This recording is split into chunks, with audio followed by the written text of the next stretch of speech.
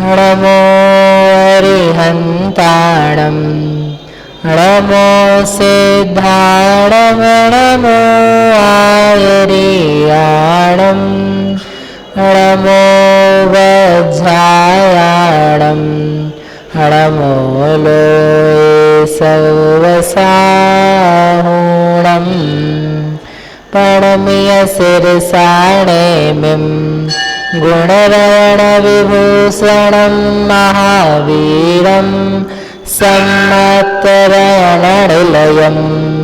पैडसमकीर्तनं वोच्छम्। ये मांगलिक ग्रंथ श्री गोमट सार जी कर्मकांड है। इसके रचयिता आचार्य भगवान श्री नेमिचंद्र सिद्धांत चक्रवर्ती देव हैं। इसके पहले अपन ने यहीं पर गोमट सार जीव कांड, इसका जो पहला भाग था वो देखा। अब इसके पश्चात में आचार्य नेमिचंद्र द्वारा ही रचित जो ये ग्रंथ है कर्म कांड, जिसका नाम है, क्या वर्णन आएगा इसमें? क्या वर्णन आएगा? कर्म का आएगा। बेसिकली कर्म का आएगा। कर्म की मुख्यतः से जीव का वर्णन, क्योंकि कर्म बिना जीव के परिणामों के आश्रित नहीं होते, तो वो जीव के परिणाम किस प्रकार के होते हैं उसका परिचय मिलेगा। लेकिन मुख्यतः फिर भी किसकी रहेगी? कर्म की। गौण रूप में जीव रहेगा। जीव कांड में किसकी मुख्यता थी? जीव की। जीव के परिणाम नाना प्रकार से कैसे पाए जाते हैं वह वहाँ जीव कांड में दिखाया था। अलग अलग अवस्थाएं कैसी है, किन किन प्रकार से उसको खोजा जा सकता है। अब यहाँ कर्म कांड में जिस जीव को खोजा जा चुका है वह ऐसा विचित्र क्यों हो रहा है, उसकी अलग अलग अवस्थाएं किन किन कर्मों से होती है। वहाँ के लिए नाम दिए थे। नाम कर्म के उदय से जीव की अवस्था, गति नाम कर्म के उदय से ऐसी अवस्था, मोहनी कर्म के उदय से सम्यक्त मार्गणाएं, यानी वहाँ नाम आए थे कर्मों के। अब यहाँ उनका स्वरूप आएगा। ऐसा एक कर्म कांड है। इस कर्म कांड में अपन जब भी ग्रंथ चालू करते हैं, आपसे कहा था 6 बातें अपन विचार करते हैं। कौन कौन सी 6 बातें हैं? नाम, प्रमाण, उस ग्रंथ का कर्ता, उस ग्रंथ का निमित्त, ग्रंथ के हेतु और मंगल जो किया जाता है। नाम तो बता ही दिया है गोमट सार जी, कर्मकांड। जीव कांड नहीं है। हाँ, दूसरे कर्ता, तो कर्ता के रूप में 3 कर्ता बताए थे जब जीव कांड जी भी किया था। कौन से हैं? मूल कर्ता, अर्थकर्ता और उत्तरकर्ता। मूल कर्ता कौन है? जो जिन्हें भगवान है, इस शासन, इस काल के शासन नायक है, ऐसे भगवान महावीर स्वामी इस ग्रंथ के मूल कर्ता हैं। उसके पश्चात में उत्तरकर्ता, अर्थकर्ता, जो उन्होंने ग्रंथ कहा उस ग्रंथ को अर्थ रूप किसने प्रदान किया?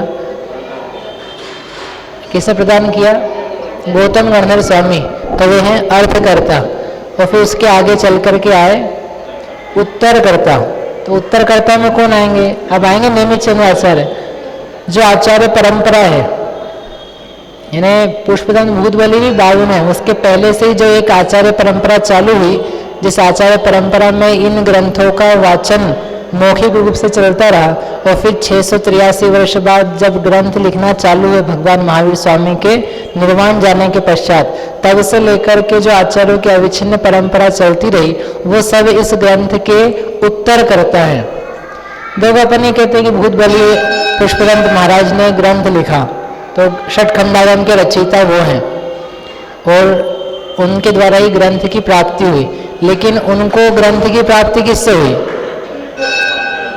पुष्पदंत भूतबली भगवान जो हुए, जिन्होंने षटखंडागम रचा, उनको किससे प्राप्ति हुई? धरसेना आचार्य से। तो धरसेना आचार्य को किससे प्राप्त हुआ? खुद से ही आ गया क्या? धरसेना आचार्य को उनके पूर्ववर्ती आचार्य से, उन आचार्य को उनके पूर्ववर्ती आचार्य से। यानी एक आचार्य का नाम मुख्य भले आता है, परंतु वास्तव में यदि वह सत्य रूप प्रामाणिक वचन है तो वे सारे परंपरा से आए हैं। जो भी श्रुत हमारे पास उपलब्ध है वो सारा का सारा कैसा है? परंपरा से आया हुआ। इवन यहाँ बैठ करके जो कोई व्यक्ति जो कुछ कहता है, यदि वो आगम के अनुकूल है तो वो बस परंपरा से आ रहा है, वो अपने मन से नहीं आया हुआ है। और यदि मन से आया तो श्रुति नहीं है। इसलिए आगम के अनुसार कह रहा है, इसका मतलब परंपरागत वचनों को कह रहा है। वो परंपरा से कह रहा है इसलिए वो सत्य भी हैं, अन्यथा मनगढ़ंत हो सकते हैं, असत्य भी हो सकते हैं।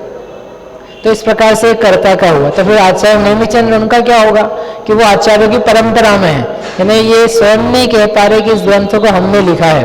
ये है मान का अभाव। जिनके मान नहीं है वे कहते हैं कि इस ग्रंथ को रचने में हमारा नाम कहीं पर भी नहीं है। मूल कर्ता तो वास्तव में अरहंत भगवान है, उत्तरकर्ता गंधर्व परमेष्टि, अर्थकर्ता गंधर्व परमेष्टि हैं, वो बाकी सारे जितने पूर्ववर्ती आचार्य हैं उनका प्रसाद है, हमारा इसमें कुछ भी नहीं। ऐसा है ग्रंथ के कर्ता का विचार किया। फिर भी तात्कालिक रूप से विचार करेंगे तो अपन यही कहेंगे कि नेमिचंद्र सिद्धांत चक्रवर्ती देव ने इसकी रचना की है। फिर तीसरा ग्रंथ का प्रमाण, ये बता दो आप पहले ताकि हम व्यवस्थित हो जाएं। बाकी सब तो ठीक है, कितने सालों तक चलेगा, महीनों तक चलेगा। तो देखो इसमें ग्रंथ में 9 अधिकार हैं, उन 9 अधिकारों में 972 गाथाएं हैं। जीव कांड में तो कितनी थी? 734 ही थी, लगभग 725। इसमें 972, करीब 1000 गाथाएं। लेकिन फिर भी इसमें क्या है, कम विषय है। कम यानी जैसे उसमें विस्तार था ना काफ़ी, वैसा विस्तार नहीं, इसलिए आप गाथाओं की संख्या से घबराना नहीं। और बल्कि हम तो ये विचार हमने ये किया है, पहला अपन अधिकार पढ़ते हैं, उस पहले अधिकार के पढ़ने तक आपकी क्या स्थिति रहती है उसको देख करके फिर अपन आगे की ग्रंथ का प्रतिज्ञा करेंगे। अभी तो अपन ये समझना कि अपन इसका पहले अधिकार पढ़ने वाले हैं, समुत कीर्तन अधिकार, प्रकृति समुत कीर्तन। तो फिर आपका मन रहा, हमारा भी रहा, दोनों के मन मिले तो अपन आगे करेंगे। और नहीं रहा तो एक तो पढ़ ही लेंगे, कम से कम शुरुआत तो कर ही रहे हैं। इसके 9 अधिकार भी ऐसे हैं, सब स्वतंत्र रूप हैं। पहला अधिकार बेस है, पहला अधिकार पढ़ना अनिवार्य है सबके लिए, और उसके बाद में दूसरे तीसरे अधिकार आदि स्वतंत्र रूप से भी कदाचित किए जा सकते हैं। लेकिन इतना ये इंडिपेंडेंट जैसा ग्रंथ है, संग्रह रूप है, ऐसा जानना। तो ऐसा प्रमाण इसका 9 अधिकारों में, गाथाओं की अपेक्षा से 972 गाथाओं में, अर्थ की अपेक्षा से अनंत अर्थ इसमें बने हुए हैं। इस प्रकार का महान ग्रंथ है। चौथा है निमित्त। निमित्त क्या है ग्रंथ के रचने का? तो जीवकांत जी के प्रारंभ में आपको बताया था, जो गोमट सार नाम का राजा या सेनापति था, वो आचार्य नेमिचंद्र महाराज के पास गया। वहाँ जाकर के उन्होंने निवेदन किया, प्रश्न किया, महाराज आप क्या पढ़ रहे हो? तो बोले हम महाबंध पढ़ रहे हैं। महाबंध में क्या है? नाम कर्म के सत्वादिक स्थान है। तो उसने प्रश्न किया कि जो सत्वादिक स्थान है, नाम कर्म के जो सत्व हैं वे 41 जीव पदों में किस प्रकार से लगते हैं, कृपा करके हमको ही बताओ जो आप पढ़ रहे हो। बोले तुम्हारे अभी बस की बात नहीं है, तुम अभी फंसे हुए हो गृहस्थी में, राजा के पद पे, तुम्हें बहुत सारे काम हैं, तुम्हारे लिए विस्तृत ग्रंथ कैसे बताया जाए? बोले फिर भी कुछ तो समझाओ, कुछ तो हमारा कल्याण हो। तो उन्होंने कहा ठीक है, आपके लिए कुछ रचते हैं। तो उन्हीं राजा के प्रश्न के निमित्त से आचार्य ने षटखंडागम और एक जय धवल ग्रंथ है, इनका सार लेकर के गोमट सार, जीवकांड, कर्मकांड, लब्धिसार, छपणासार, इन ग्रंथों की रचना करी। तो वो जो राजा चामुंड राय का प्रश्न था उसके निमित्त से इस ग्रंथ की उत्पत्ति हुई। ये ग्रंथ का निमित्त का कथन है। समझ में आई बात? कितनी बड़ी बात है कि किसी ने प्रश्न किया और उस प्रश्न के उत्तर के लिए महाराज ने ऐसे ऐसे, मतलब प्रश्न करता भी कितना महान और कितना गंभीर होगा कि उसकी गंभीरता देख करके उन्होंने ग्रंथ रचा। अपन तो प्रश्न ही नहीं करते, किसी के पास जाओ नमस्ते महाराज ये भी कह करके बस चढ़ाओ चले जाओ, कोई पूछता नहीं महाराज क्या पढ़ रहे, थोड़े 2 शब्द हमको भी सुना दो, कुछ हम भी समझ जाएं, कुछ हमारा भी उद्धार हो जाए। लेकिन इतनी फुर्सत नहीं है। चावल चढ़ाओ और आगे बढ़ो, चावल चढ़ाओ और आगे बढ़ो। तो व्यक्ति को समझ में आ जाता है कि इसमें कुछ गंभीरता नहीं है, कह भी रहा है, 2 मिनट बैठा हम चुप भी रहे और 2 मिनट बैठ कर ये कुछ नहीं कहा तो ये चलते बने, इसका मतलब ज़्यादा कुछ रुचि नहीं है विशेष। ये तो ऐसे ही कहने के लिए कह रहे थे कि कुछ सुनाओ। अपना भाव होना चाहिए। क्या भाव होना चाहिए कि वास्तव में ये जो मुनिराज हैं अथवा ये जो अनंत देव हैं अथवा ये जिनवाणी है, ये इससे हमें प्राप्त करने लायक है, कुछ मुझे प्राप्ति हो गई, हृदय में ऐसे भाव हो तो फिर वो जिनवाणी का हृदय खुलता है, गुरु का हृदय खुलता है, अनंत भगवान से कुछ प्राप्त होता है। और सूखे सूखे मन से कहो तो कुछ भी प्राप्त होने लायक नहीं रहता है। तो एक व्यक्ति का प्रश्न था, एक ही प्रश्न किया उन्होंने, 41 जीव पदों में सत्व स्थान क्या है, तो इतने बड़े बड़े ग्रंथ उन्होंने रच दिए। इसे क्या समझना, क्यों शशि दीदी, इसे क्या समझना, अपनी गंभीरता होनी चाहिए। 6 महीने हो गए अपने जीवकांड पढ़े, कितने दिन हो गए जीवकांड हुए, कितने दिन हो गए, 4-5 महीने हो गए, तो अभी तक चालू क्यों नहीं हुआ,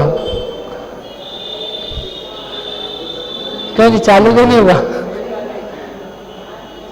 कोई कह रहा है भैया ले नहीं रहे, मैंने कहा भैया ने तो कभी मना नहीं किया, वैसे कई लोग पूछना चालू कर रहे हैं कि हाँ तैयार है, कब, कल से, हाँ कल से कोई आया नहीं, लेकिन कोई पूछने ही नहीं आता, बस पूछता हूँ ऊपर से कि पता नहीं कब चालू होगा, ठीक है हो जाए तो ठीक, नहीं हो तो भी कोई बात नहीं, अपन तो पढ़ ही लेते हैं। समझ में महेश, नहीं समझ में,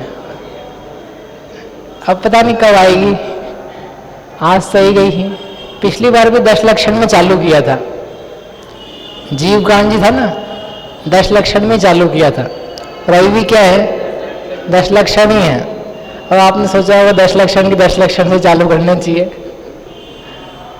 विचारना क्या है कि गंभीरता होनी चाहिए, नियमितता होनी चाहिए, मतलब कोई व्यक्ति कोई कार्य नहीं कर रहा है तो पूछा तो चाहिए कम से कम कि क्यों नहीं हो रहा है, क्या किया जाए, क्या इसकी व्यवस्था बनाई जाए।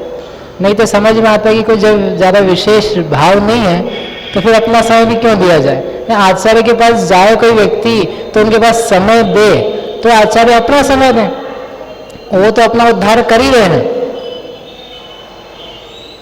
अपने उद्धार में संलग्न नहीं है। अपने को उनसे उद्धार करवाना हो तो क्या करना होगा, उनसे समय किस प्रकार मिल सके, उनके अनुकूल कैसे हुआ जा सके, इसका प्रयास किया जाता है, तो समय मिलता है। ऐसे इस ग्रंथ का निमित्त है। फिर है हेतु, किस हेतु से ग्रंथ पढ़ना, हेतु क्या होता है, हेतु ने प्रयोजन, इस ग्रंथ का प्रयोजन क्या है, फल क्या है एक प्रकार से। तो आचार्य महाराज ने कहा साक्षात फल है और परंपरा फल है। साक्षात फल तो क्या है कि इस ग्रंथ के माध्यम से अज्ञान की निवृत्ति होती है, कर्मों की निर्जरा होती है, परिणामों की विशुद्धि बनती है, कषाय की हानि होती है, 5 इंद्रिय के विषयों से चित्त हट जाता है। ऐसे नाना प्रकार के लाभ, प्रयोजन, हेतु तो साक्षात ही हो जाते हैं।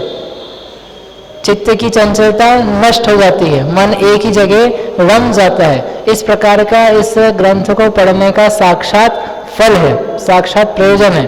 वो परंपरा से ये है कि श्रेय की प्राप्ति होती है। जो स्वर्ग आदि के वैभव है, इंद्र आदि के वैभव है, उनकी प्राप्ति होती है, उसको बोलते हैं अभ्युदय। और दूसरा परंपरा फल है निश्रेयस। निश्रेयस यानी मोक्ष की प्राप्ति। स्वर्ग की प्राप्ति भी इसी से होगी और मोक्ष की प्राप्ति भी इसी से होगी। ऐसा कैसे हो सकता है? एक ही परिणाम से 2 अलग अलग जाति के कार्य कैसे होंगे? एक ही परिणाम से नहीं होंगे। एक परिणाम से पुण्य का आश्रय होगा और उसमें जितनी शुद्धता रहेगी, स्वस्वरूप के प्रति सन्मुखता रहेगी, उन परिणामों के द्वारा क्या होगा, कर्म का नाश होकर निश्रेयस यानी अभ्युदय, मोक्ष जो है उसकी प्राप्ति पाई जाएगी। इस प्रकार से ये हेतु का कथन है। अंत में है मंगल। मंगल यानी जिसके द्वारा सुख की प्राप्ति हो, पाप का नाश हो, मोह राग द्वेष मिट जाए, उसे कहते हैं मंगल। तो ऐसा जो मंगलाचरण है, इस मंगलाचरण में उस मंगल की कामना की है, प्रतिज्ञा भी की है, उसको अपन देखते हैं। इसके पहले जो हिंदी में मंगलाचरण है वो अपन पढ़ते हैं, पेज नंबर पहले ही है। जो इसकी टीका है, टीकाकार कौन है? हिंदी टीकाकार है इसके, ढूंढारी भाषा में पंडित टोडरमल जी, जिन्होंने नाम रखा टीका का सम्यक ज्ञान चंद्रिका। उस सम्यक ज्ञान चंद्रिका का मंगलाचरण है दोहे में, वो अपन पढ़ते हैं साथ में।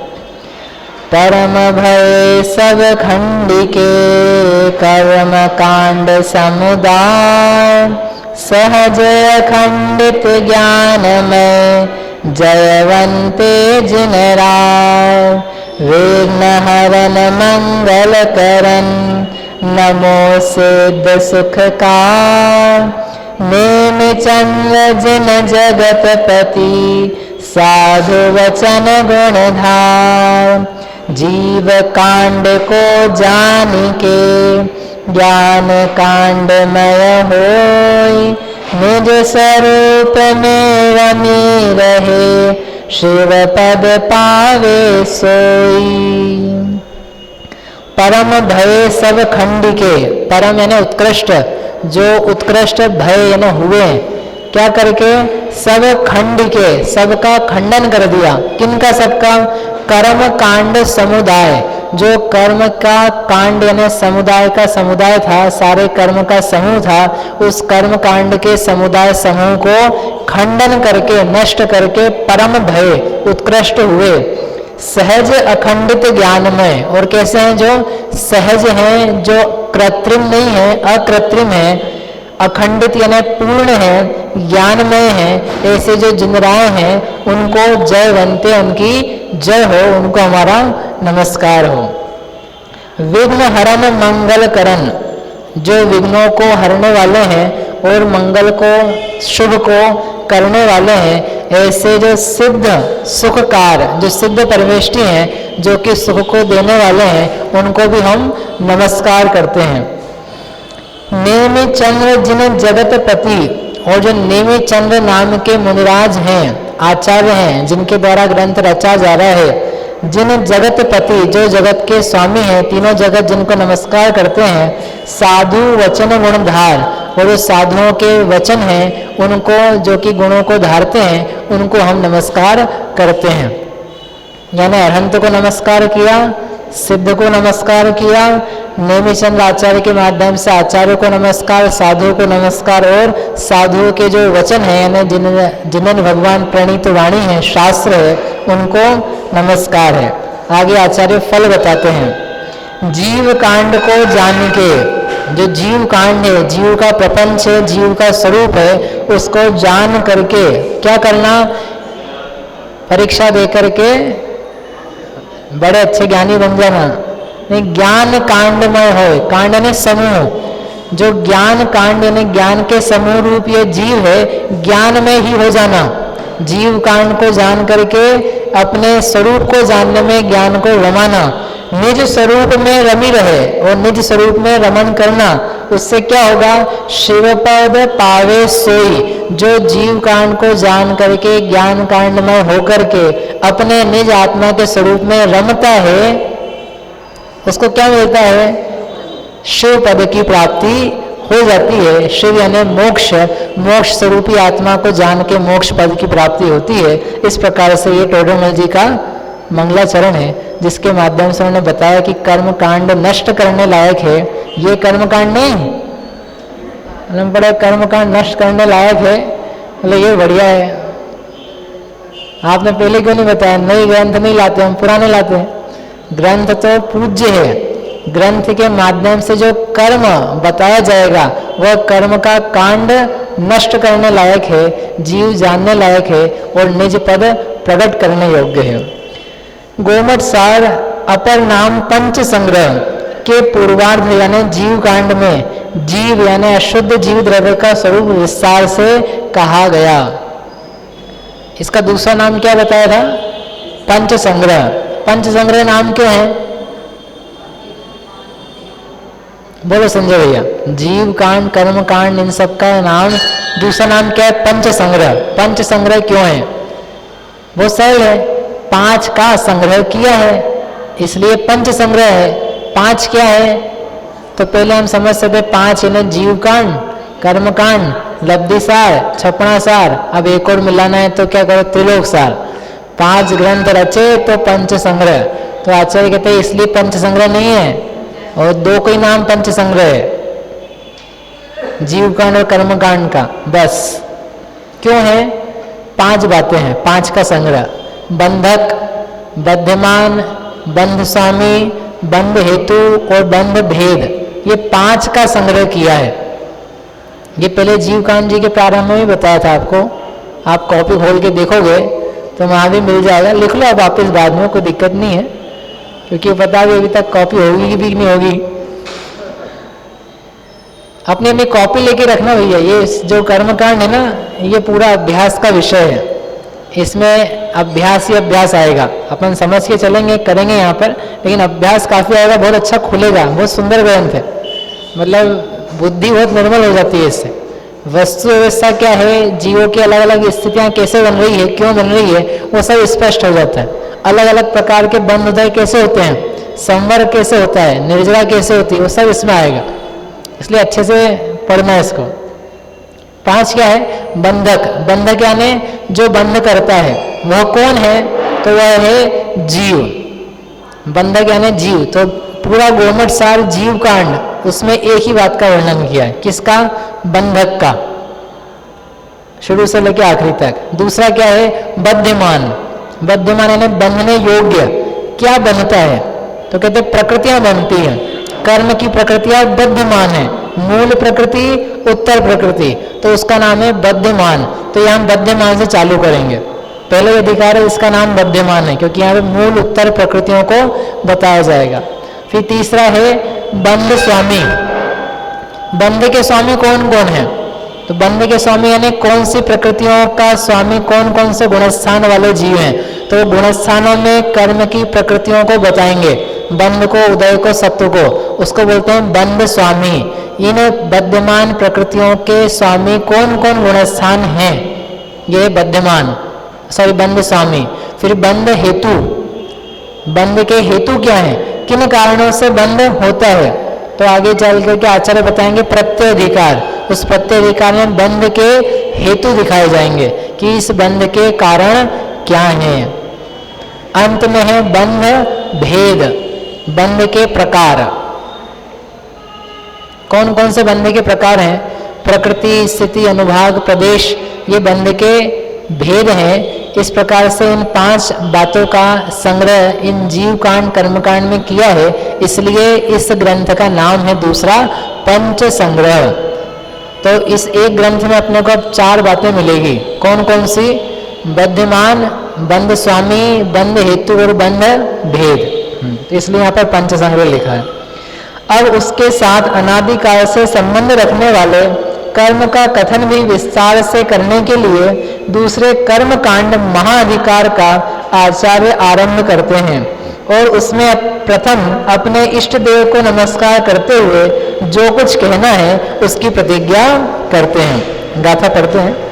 प्रणमीय शिरसाणे गुणरयण विभूषणं महावीरं सम्मत्तरण निलयं पौड समुक्कीर्तनं वोच्छम्। प्रणमीय, प्रणमीय ने नमस्कार करता हूँ। कैसे नमस्कार करता हूँ, सिरसा, अपने सिर को झुका करके नमस्कार करता हूँ। तो हाथ जोड़ के क्यों नहीं करो, नमस्कार क्या करोगे, सिर झुका करके। सिर झुका करके नमस्कार करते होंगे तो हाथ तो अपने आप जुड़ ही जाते हैं। अपन कोई जापानी थोड़ी ना है कि यूं करके यूं करें। भारत में तो परंपरा, सिर झुका रहा है तो हाथ तो जोड़ ही देता है। ये तो हो सकता है कि हाथ जोड़े सिर ना झुकाए, लेकिन सिर झुकाया है तो हाथ तो एक बात। दूसरा क्या है, सिर है मस्तक, उत्तम अंग कहा जाता है। पूरे शरीर में सबसे हीन अंग है चरण और उत्तम अंग है मस्तक। चरण छूते ना किसी के, चरण क्यों छूते, मस्तक क्यों नहीं छूते किसी का। बड़े होते हैं, पूज्य हैं, भगवान हैं, चरण छुए, चरण स्पर्श। मस्तक स्पर्श कहीं नहीं लिखा है, क्यों नहीं लिखा। हाथ स्पर्श भी नहीं अपने यहाँ, हाथ स्पर्श वो अलग अलग के स्पर्श तो छोड़ ही दो, बस चरण स्पर्श है। चरण स्पर्श क्यों है, क्योंकि चरण इस शरीर का, इस व्यक्ति का सबसे हीन स्थान है। उस हीन स्थान के भी ये इतना महान है कि इसके हीन स्थान को भी हम अपने मस्तक पर चढ़ाते हैं, उसकी महानता दिखाने के लिए कि इनके मस्तक तो महान है ही, लेकिन चरण भी इतने महान है कि ये हमारे सिर पर चढ़ने लायक है, यानी इतने महान व्यक्ति है, इसलिए चरण स्पर्श दूसरे का किया जाता है। और अपन जब नमस्कार करते हैं तो सिर झुका के कर रहे हैं, शरीर का उत्तम अंग है, तो ये कितना महान है कि इसका सिर झुका करके हम अभिवादन करते हैं, अभिनंदन करते हैं, वंदन करते हैं। इसलिए आचार्य अलग अलग स्थानों पर कहा शिरसा, सिर झुका करके हम इनका नमस्कार करना चाहते हैं, कर रहे हैं, इसलिए शिरसा लिखा। किनको कर रहे हैं तो कहते हैं नेमिम, नेमिनाथ भगवान को करते हैं। जो नेमिनाथ तीर्थंकर हुए हैं उन नेमिनाथ तीर्थंकर को नमस्कार करते हैं। कैसे हैं नेमिनाथ भगवान? गुण रयण विभूषणम, गुण है रत्न जो उन रत्नों के आभूषणों से जो युक्त हैं, ऐसे नेमिनाथ को नमस्कार करते हैं। आभूषण से युक्त भगवान देखे कभी? आभूषण से युक्त भगवान देखेगी नहीं अपने जिन भगवान, बाकी तो ठीक है, बहुत सारे आभूषण से युक्त हैं। जिन्हें भगवान को आभूषण से युक्त देखा, आचार्य कह रहे हम तो आभूषण से युक्त जो भगवान हैं उनको नमस्कार करेंगे। रत्नों के आभूषण, सोना चांदी भी नहीं है, रत्नों के आभूषण। कौन से रत्न? हीरा, पन्ना, मूंगा, माणिक। तो गुण रूपी जो रत्न है, तो कौन से गुण है? सम्यक दर्शन, सम्यक ज्ञान, सम्यक चारित्र, अनंत ज्ञान दर्शन, सुख, वीर्य, सूक्ष्मता, अव्याबाधत्व, अवगाहनत्व आदि नाना प्रकार के जो अतीन्द्रिय गुण हैं, आत्मा के यथार्थ स्वरूप में शामिल हैं, उन गुण रूपी रत्नों से जो विभूषित हैं, जो आभूषण उन्होंने पहन रखे हैं, उन आभूषणों को हम से युक्त नेमिनाथ को नमस्कार करते हैं। ऐसे भगवान है। तीन लोक के नाथ कहाते, स्वर्ण मुकुट का क्या है काम? हे भगवान, आप तो तीन लोक के नाथ हो, वैसे ही आपको स्वर्ण मुकुट से क्या काम है? आपको काय का स्वर्ण मुकुट? स्वर्ण मुकुट की जरूरत नहीं है, बिना स्वर्ण मुकुट के ही तीन लोक के नाथ हो, तीन लोक के स्वामी कहलाते हो। तीनों लोगों के जो राजा यानी सुरेंद्र, असुरेंद्र, चक्रवर्ती, नरेंद्र आपकी पूजा करते हैं, आप उनके वैसे ही नाथ हो, तो ये स्वर्ण आभूषणों से आपको क्या प्रयोजन है? इनसे कुछ भी राग द्वेष की सामग्री से आप दूर हो। ऐसे जो गुणों के रत्नों के आभूषण से शोभित हैं, कभी अपन आभूषण पहने, आभूषण डाले हों तो सोचना इन आभूषणों से किसकी शोभा है। ये आभूषण तो चेतन भी नहीं है, अचेतन है। इनके जो आभूषण हैं ये सारे चेतन हैं, सारे एहसास महसूस करने वाले ज्ञान में ही हैं। इनके माध्यम से जीव की शोभा है, और जो आभूषण अपन डाल लेते हैं उनसे तो आत्मा की शोभा बिल्कुल नहीं है, शरीर की भी शोभा कदाचित हो ना भी हो। जड़ से ही जड़ की शोभा हो सकती है, जड़ से जीव चेतन की शोभा नहीं होती। इसलिए चेतन आत्मा है, इन चेतन आत्मा की शोभा चेतन से समझना, ऐसा मंगलाचरण मंगल कर रहे हैं। दूसरे कैसे हैं? महावीरम, जो महावीर हैं। महावीर यानी वर्तमान शासन नायक नहीं, महावीर नेमिनाथ का विशेषण है, जो महावीर हैं। तो महावीर में शब्द है, देखो इसको समझते लिखते हैं। वीर शब्द है, वीर शब्द में क्या है? वी, ई और र, ये तीन वर्ड हैं, उससे बनाया वीर। और इसका अर्थ दिया टीका में। ये वीर शब्द है, इसको खोलेंगे तो क्या होता है? वी प्लस ई प्लस र। हिंदी तो आती है ना, छोटा ई और बड़ा ई मिल करके क्या बनेगा? वी। और ये र है तो क्या बन जाएगा? वी। क्या अर्थ हुआ इसका? ई का मतलब होता है लक्ष्मी, र का मतलब होता है राति संस्कृत, जिसका मतलब है देता है, देता है, लाता है। और वी यानी विशेष रूप से, अर्थात क्या अर्थ निकला? जो विशेष रूप से ज्ञान रूपी लक्ष्मी को देता है उसको बोलते हैं वीर। विशेष रूप से यानी सामान्य रूप से तो जगत के बहुत सारे लोग दे सकते हैं, लेकिन जो विशेष रूप से महान केवल ज्ञान को देता है, लाता है, स्वयं में प्रकट करता है, अन्य जीवों के लिए कारण बनता है, उसको बोलते हैं वीर। और उसमें जो महान हो, महान रूप से जो विशेष रूप से वस्तु को ज्ञान रूपी लक्ष्मी को देता है, उसका नाम है महावीर। ई है ना, ई यानी लक्ष्मी। तो लक्ष्मी यानी क्या है? कौन सी लक्ष्मी? ज्ञान रूपी लक्ष्मी। लक्ष्मी शब्द बनता है लक्ष्म से। लक्ष्म का अर्थ होता है लक्षण। लक्षण, तो जीव का लक्षण क्या है? ज्ञान। उस ज्ञान रूपी लक्षण को जो प्रकट करता है, उससे जो युक्त है, उसका नाम है लक्ष्मी। लक्ष्मी ने लक्षण, लक्षण सहित जो है उसका नाम है लक्ष्मी। तो लक्षण सहित कौन है? अपन ज्ञान रूपी लक्षण से सहित है, तो अपन ही लक्ष्मी है। घर की लक्ष्मी कुछ और नहीं है, ना कोई स्त्री घर की लक्ष्मी है और ना जड़ वस्तु घर की लक्ष्मी है। ये जीव का ज्ञान ही क्या है? लक्ष्मी है। सबके लिए अपनी अपनी लक्ष्मी। तो एक भाई बोला, भाई साहब मेरे पास लक्ष्मी नहीं है, मुझे लक्ष्मी दिलाओ। या कौन सी लक्ष्मी चाहिए है? बोले सबके पास लक्ष्मियाँ हैं। ये लक्ष्मी नहीं है, ये तो स्त्रियां हैं। ये खुद भी लक्ष्मी है अपने आप में, और जो पुरुष है वो भी लक्ष्मी है, क्योंकि सब में क्या है? ज्ञान ही ज्ञान। ऐसे ज्ञान रूपी लक्ष्मी को जो देता है, तो देगा कैसे? प्रकट करवाने के रूप में, जो उसका स्वरूप बताता है। ऐसे जो हैं वे हैं वीर, और वही है महान, इसलिए उनका नाम है महावीर। ऐसा करके नेमिनाथ भगवान ही क्या कहलाए? महावीर। और कैसे हैं? सम्मत रवण निलयम, सम्मत रूपी रत्न के जो निलय स्थान है, निलय कहलाता है घर। लोग अपने घर के बाहर लिखते हैं नाम, चैतन्य निलय, जीव निलय, और भी नाना प्रकार के निलय। निलय यानी घर, निवास करने का स्थान।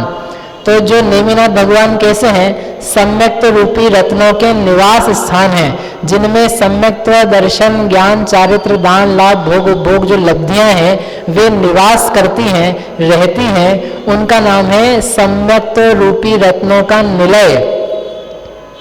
वास्तविक रत्न है, देखो दो जगह प्रयोग किया, गुण रूपी रत्न, और किसी को समझ में नहीं आया तो वापस से कहा सम्यक्त रूपी रत्न। ये सम्यक दर्शन, ज्ञान, चारित्र ये रत्न है। इसलिए जड़ रत्नों का विकल्प छोड़ करके चेतन रत्न अपने चित्त में बसे हैं। इवन आचार्य ने नाम ही उसका रखा था रत्नत्रय, क्योंकि इन लोगों को बिना रत्न के समझ में नहीं आएगा, तो रत्नत्रय नाम रखा। तीन रत्न अनमोल हैं। कौन कौन से? सम्यक दर्शन, ज्ञान, चारित्र, वे महान हैं, बाकी रत्न महान नहीं है। ऐसे रत्नों से जो युक्त हैं, ऐसे नेमिनाथ भगवान को मैं नमस्कार करके, आचार्य कहते हैं हम पैडी समुकीर्तनम वोच्छनम, जो प्रकृति समुत कीर्तन है उसको वोच्छम यानी कहूँगा, ये आचार्य देव ने प्रतिज्ञा भी करी। यहाँ दो बातें हुई, नमस्कार किया इष्ट देव को, प्लस जो ग्रंथ है उस ग्रंथ को कहने की प्रतिज्ञा कही है। इसके हर ग्रंथ के हर अधिकार के प्रारंभ में नया नया मंगलाचरण आएगा। उस मंगलाचरण में जो जो विषय आने वाला है उसकी प्रतिज्ञा की जाएगी। ये पहला जो अधिकार है, इस पहले अधिकार का नाम है प्रकृति समुत कीर्तन अधिकार, जिसमें प्रकृतियों का समुत कीर्तन यानी व्याख्यान किया जाएगा, ऐसा यह अधिकार है। इस अधिकार में अब 8 कर्म मूल और उनकी उत्तर प्रकृतियां क्या क्या हैं वो बताई जाएगी। किसी को कर्म भी अकेला समझना हो तो उसको भी बता देना कि भाई एक अधिकार है, इसकी चल रही है क्लास, तो वो उसको पढ़े, इसमें आ सकता है ना। किसी ने जीवकांड नहीं भी पढ़ा हो तब भी वो इसको पढ़ सकता है। जो जो विषय कुछ नया आएगा तो बता दिया जाएगा, लेकिन कोई ऐसा नहीं सोचे कि जीवकांड नहीं पढ़ा है तो हम कर्मकांड नहीं पढ़ सकते हैं। इसको उसके बिना भी पढ़ा जा सकता है। विशेष उसको समझ में आएगा जिसने पढ़ा हुआ है, लेकिन फिर भी ग्रहण कुछ तो होगा इसमें, कुछ क्या बहुत कुछ हो जाएगा। अर्थ है, मैं नेमिचंद आचार्य ज्ञानादि गुण रूपी रत्नों के आभूषणों को धारण करने वाले, मोक्ष रूपी महालक्ष्मी को देने वाले सम्यक्त रूपी रत्न के स्थान ऐसे श्री नेमिनाथ तीर्थंकर को मस्तक नवाकर प्रणाम करके ज्ञानावरणादि कर्मों की मूल और उत्तर दोनों प्रकृतियों के व्याख्यान करने वाला प्रकृति समुत कीर्तन नाम का अधिकार कहता हूँ। मूल और उत्तर यानी जो ज्ञानावरण दर्शनावरण है, इसका नाम है मूल प्रकृतियाँ, और इन्हीं के जो प्रभेद हैं, ज्ञानावरण के 5, दर्शनावरण के 9, इनको कहते हैं उत्तर प्रकृतियाँ। भेद और प्रभेद। ठीक है, अब यहाँ प्रकृति समुत्कीर्तन में आपने प्रकृति वर्ड यूज किया है, इसका क्या अर्थ है उसको आचार्य कहते हैं। ऐसा प्रश्न होने पर आचार्य कहते हैं, पड़ी सील सहावो जीवंगाणम अणाय संबंधो कणयो वले मलंबा ताणथितं स्वयं सिद्धम। पड़ी सील सहावो, प्रकृति कहो, शील कहो, स्वभाव कहो, इन सब का क्या है, एक ही अर्थ है, ये एकार्थ वाचक है। प्रकृति यानी क्या अर्थ है, जैसे का एक पदार्थ है तो इसकी प्रकृति क्या है, नीम है, नीम का पिंडला है, इसकी प्रकृति क्या है, कड़वापना है। शकरला, इसकी प्रकृति क्या है, उनका मीठास। हवा की प्रकृति क्या है, ठंडापना या बहना, ये उसकी प्रकृति है। अग्नि की प्रकृति क्या है, उष्णपना या ऊंचा उठना, ऊपर उठना, ये उसकी प्रकृति है। तो प्रकृति का अर्थ क्या निकला, इसका स्वभाव क्या है, इसका शील क्या है, उसको प्रकृति शब्द से कहा जाता है। तो यहाँ पर कोई एक पिंड आया, वस्तु परमाणुओं का, तो इसकी प्रकृति क्या है, यानी इसका नेचर क्या है, तो बताएंगे इसका नेचर है कि ये ज्ञान के आवरण करने में निमित्त बने, तो उसका नाम हो जाएगा ज्ञानावरण। ऐसे कोई दूसरा पिंड है, इसकी प्रकृति क्या है, तो कहेंगे इसकी प्रकृति है दर्शनावरण। यानी प्रकृति का अर्थ क्या निकलेगा, वो कर्म का नाम जो उसका नेचर है उसको प्रकृति के माध्यम से बताया जाएगा। कैसा है यह, जीव अंगाणम अणाय संबंधो, जो प्रकृतियां हैं कर्म की उनका और जीव का कैसा है, संबंध है। कब का संबंध है, अनादि का संबंध है। अनाई यानी अनादि, संबंध यानी संबंध, अनादि का संबंध है, अर्थात इसी भव का, पूर्व भव का, कुछ वर्षों का, ऐसा नहीं होकर के जीव और कर्म स्वभाव से ही दोनों अनादिकाल से कैसे हैं, संबद्ध है। ऐसा कैसे हो सकता है, जीव अलग प्रकार का है, कर्म अलग प्रकार के हैं, कैसे जुड़े हुए हो सकते हैं, इनका जुड़ा होना संभव नहीं है। तो आचार्य उदाहरण देते हैं, कणय उबले मलम्बा, जैसे कनकोपल है। कनकोपल यानी कनक प्लस उपल, कनक यानी स्वर्ण, उपल यानी पत्थर, कनकोपल। सोना निकलता है, कहाँ से निकलता है, ये निकलता है अपने सराफा मार्केट में। सराफा में सोना निकलता है कि नहीं, जिस सराफा में सोना मिलता है, निकलता नहीं है। निकलता कहाँ से है, क्यों भैया, सोना कहाँ से निकलता है, खदान में से। तो सोने की खदान कितनी बढ़िया होगी, सोना ही सोना होगा उसमें, बस थोड़ा सा भी निकालो तो बहुत काम हो गया। ऐसी सोने की खदान नहीं होती है। तो कैसी होती है, ईंट पत्थर चूने, चूना मतलब जो पत्थर पाषाण है उससे युक्त खदान होती है। लेकिन उस खदान में जो पत्थर है, उस पत्थर के साथ में क्या है, सोना भी उसी में है। तो ऐसा कैसा सोने की खदान है कि जिसमें पत्थर भी है और सोना भी है, ये तो ठीक नहीं है। कि ठीक नहीं है या अठीक की कोई बात नहीं है, ये नेचर ही ऐसा है। जब जब भी सोना मिलेगा तो वह सोने की खदान में होगा, और सोने की खदान में पत्थर के साथ मिश्रित होगा। उसको शुद्ध किए जाने पर सोना अलग हो जाता है और पत्थर अलग हो जाता है। इसी प्रकार से जीव है, ये जीव यद्यपि जीव स्वभावी है और कर्म पुद्गल स्वभावी है, फिर भी दोनों का संबंध इस प्रकार का है कि जब भी किसी जीव को देखोगे तो वो कैसा दिखेगा, मिक्स वाले दिखेगा। हाँ, इनमें से जो जीव शुद्ध कर ले अपने आप को, उनसे कर्म क्या है, पृथक हो जाता है और अकेला शुद्ध जीव बच जाता है, जिसको अपन सिद्ध भगवान के रूप में याद करते हैं, नमस्कार करते हैं। लेकिन जब जब भी खदान में से निकला हुआ दिखेगा तो कैसा दिखेगा, मिक्स दिखेगा। अपन सब कैसे जीव हैं, एक खदान के निकले हुए हैं। खदान में बहुत सारा सोना भी और रखा है,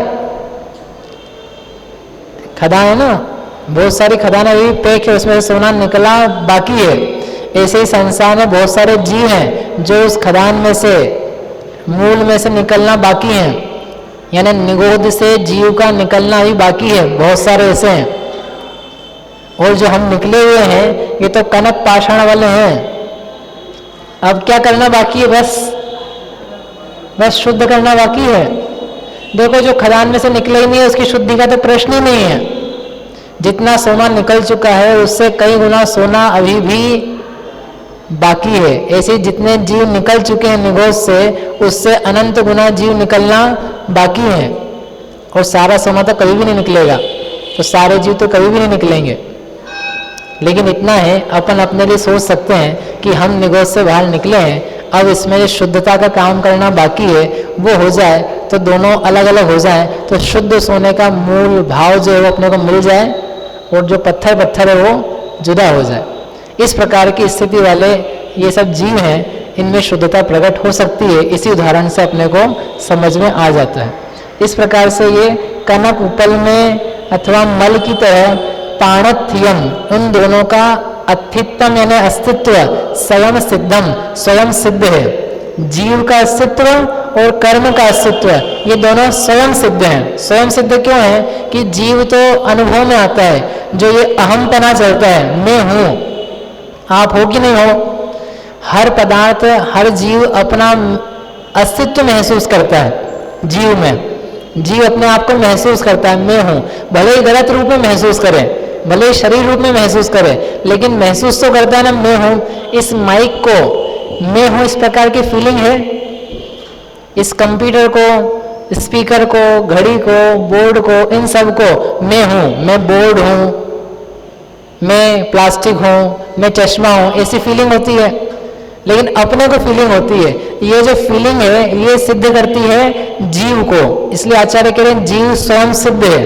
और ये जो संसार में नाना प्रकार की विचित्रताएं दिख रही है, काय की विचित्रता है, अपन इतने लोग बैठे हैं, इन सब की शक्लें अलग अलग हैं, यही विचित्रता है। इन सब के शरीर अलग अलग प्रकार के हैं, इन सब के परिवार अलग अलग हैं, इनका रोज का भोजन अलग अलग है, इनके बोलने के स्वर अलग अलग हैं, इनके अलग अलग प्रकार की शिक्षाएं हैं, विचार हैं, बुद्धि हैं, परिणाम है, क्रोध मान माया लोभ है, ये सब अलग अलग प्रकार के हैं। ये सब अलग अलग क्यों हैं, क्या कारण है? तो समझ में आता है कोई दूसरा बाहरी कारण होना चाहिए। वह जो कारण है उसी का नाम है कर्म। इसलिए कर्म भी इस जगत की विचित्रता के कारण से स्वयं सिद्ध है। जीव स्वयं के अनुभव में आता है, इसलिए स्वयं सिद्ध है। इन दोनों का जो अनादि संबंध है उसी के लिए हम यहाँ प्रकृति समुत्कीर्तन कहेंगे। इस प्रकार से महत्वपूर्ण बात आचार्य देव ने यहाँ कही। क्या क्या कहा? प्रकृतिशील स्वभाव, इसका नाम एकार्थवाचक है। नेचर का नाम ही प्रकृति है। जीव और कर्म का संबंध अनादि से है। उसका उदाहरण क्या है? जैसे कनक कोपल है, उसके जैसा यह जीव कर्म का संबंध है। जीव और कर्म इनका अनादि, इनका अस्तित्व जो है वह स्वयं सिद्ध है। 4 पद हैं, 4 पद में 4 प्रकार की बातें आचार्य देव ने कही है। इस प्रकार से इसका जो अर्थ है आप पढ़ लेना। अपना समय हो गया अभी का। अब यहाँ से कर्म और जीव का संबंध कैसे है, कितने कर्म आते हैं, प्रकृतियाँ क्या है, ये विषय वस्तु चालू हो रही है। इसको अपन कल से और समझेंगे। कोई प्रश्न है इसमें किसी को? ये अधिकार बहुत सरल है। अन्य भी किसी को समझना तो आप प्रेरणा करना कि पढ़े, मतलब कर्म के बारे में जानकारी करनी हो, पूरा ग्रंथ नहीं भी पढ़ना हो, तो पहले अधिकार में कर्म की प्रकृतियाँ, कर्म के भेद प्रभेद, उनका कार्य, वही यहाँ पर आएगा। दूसरे अधिकार से फिर विषय थोड़ा आगे चालू होगा। यहाँ पर कर्म संबंधी बताया जाएगा। यहीं तक करते हैं।